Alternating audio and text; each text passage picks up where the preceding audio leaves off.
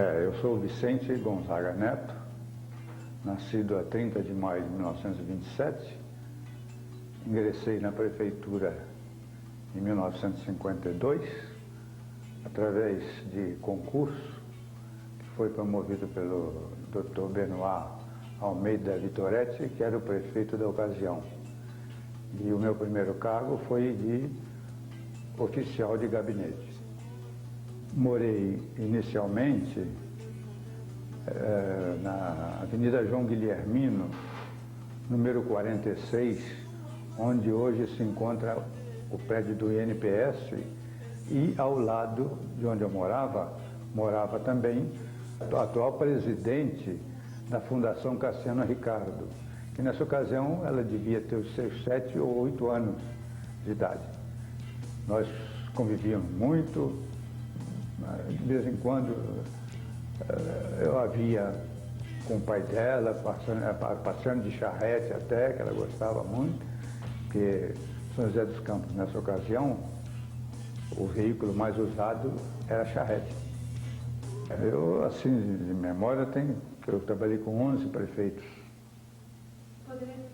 sendo que por 4 vezes com o senhor Veloso, Dr. Jorge Zarur, Dr. Benoit, o senhor Veloso outra vez, o senhor Veloso foram 4 vezes, né? Mas depois veio o Dr. Orlando Campos, Donato Mascarenhas, José Fezital, Sérgio Sobral de Oliveira e Ednardo e Paula Santos. Eu não trabalhei com os demais, porque eu me aposentei com 36 anos e meio de serviço, porque eu contei tempo anterior do fórum, por tempo de serviço, com 36 anos e meio. Por isso é que eu não fui para o Paço Municipal. Em 78 eu aposentei. O Paço começou em 79. Isto eu me lembro muito bem do número, aliás, ficou até na minha memória bem. Eram 146 pessoas, incluindo pessoal braçal. Porque logo depois de oficial de gabinete eu fui ser encarregado de pessoal, então essa coisa ficou na minha memória. Era um comércio que era mobilizado pelos sanatórios e pensões. E dependia muito de Taubaté, que naquele tempo Taubaté era a cidade do Vale do Paraíba, que depois foi sobrepujada por São José dos Campos e jamais ela alcançará São José dos Campos. Eu vim para São José dos Campos, eu trabalhava na Ródia Química Brasileira, em Santo André. Aí disseram que eu estava com problemas pulmonares. Então, vim para cá, a Ródia tinha filial aqui, mas quando eu cheguei, eu fui trabalhar no fórum, em vez de vir para a Ródia. Comecei a trabalhar no fórum com o Bequinho, depois passou por Felisbino, o Antenor, o Ulisses e o primeiro cartório. Primeiro foi no distribuidor, depois no primeiro ofício. E daí eu fiz concurso para a prefeitura e fiquei lá até aposentar e estou aqui. Sou advogado. Eu, quando entrei, uma das grandes obras que eu vi foi a abertura da Nelson Dávila, porque São José dos Campos não tinha ligação pela Nelson Dávila. Foi o Dr. Benoit que concluiu a abertura, inclusive passou um telegrama para o governador, que na ocasião era o Lucas Garcês. Eu recordo muito do pavilhão, inclusive tinha, quem era o encarregado lá era o Raul Roldão da Costa. E quem recolhia as roupas nos hospitais e pensões era o João Batista Donda, com uma piruinha pequenininha, que ele fazia a coleta da roupa e depois ele voltava com a roupa toda passadinha e lavada. Inclusive, tenho que eu me recordo bem, assim, ainda está na prefeitura hoje como secretário, o Jorginho, o Jorge Pocinho dos Santos, secretário da Fazenda. Ele entrou menininho, com 11 anos, a mãe dele era chefe dele. E os dois trabalharam muitos anos juntos, até que depois ele desenvolveu, né, formou-se, E a mãe aposentou e ele continuou na prefeitura onde está até hoje, se bem que já aposentado também. Eu tenho o Zé Monteiro sobrinho, o Zé Benedito Monteiro, já falecido, a Fátima, nós trabalhamos juntos na gestão do Sérgio Sobral de Oliveira e da gestão do Edinardo, nós trabalhamos juntos. Dona Maria de Fátima, atual presidente da fundação. Eu citei o caso das charretes aí, né? E tinha muita charrete e carroça na rua. Então teve um vereador, o senhor Pedro Davi, que preocupado com o trânsito das charretes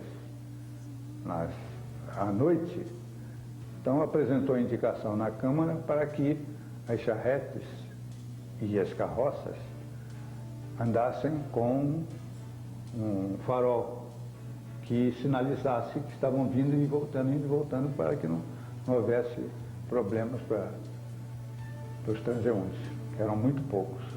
Havia uma certa rivalidade com os alunos do ITA com o pessoal da cidade, que achava que os iteanos, então, e os cidadãos joseenses daqui da cidade, achavam por exemplo, achavam que os iteanos sentiam como São José fossem inferiores. E aí havia as únicas brigas que a gente lembrava, isso aí, então, em algum baile, alguma coisinha, mas era briga só de... Acabou no outro dia, estava tudo bem, acabou, não tinha arma, não tinha nada disso aí. Porque naquele tempo não era nem departamento, era um órgão, setor de serviços municipais, assim, coisa, né? Então, trabalhava junto, pegado ao pavilhão de higiene que lavava a roupa dos doentes. E aquilo ali era o mais importante, porque as reclamações eram tudo ali. As obras de água, de esgoto, de lixo, tudo era da prefeitura. Hoje não, tem tudo separado, né? Tem empresas que exploram isso. Os prefeitos eram nomeados porque aqui era uma instância hidromineral e climatérica. Se bem que essa hidromineral foi muito questionada porque nunca se viu água mineral em São José dos Campos.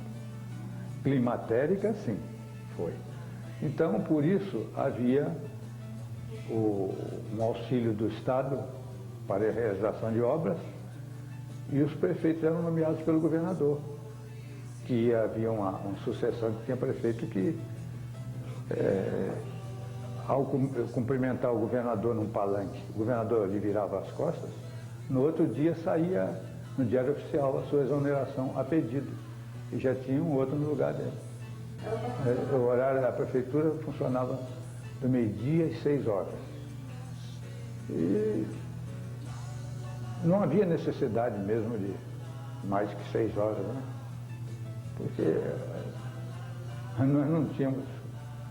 Chegando 5 horas, ninguém mais aparecia na prefeitura. 2, 3 dias por semana que a gente trabalhava.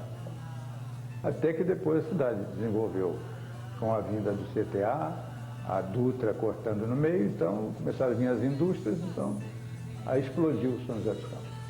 Naquela época havia eleição só para vereador. E o vereador não percebia nenhuma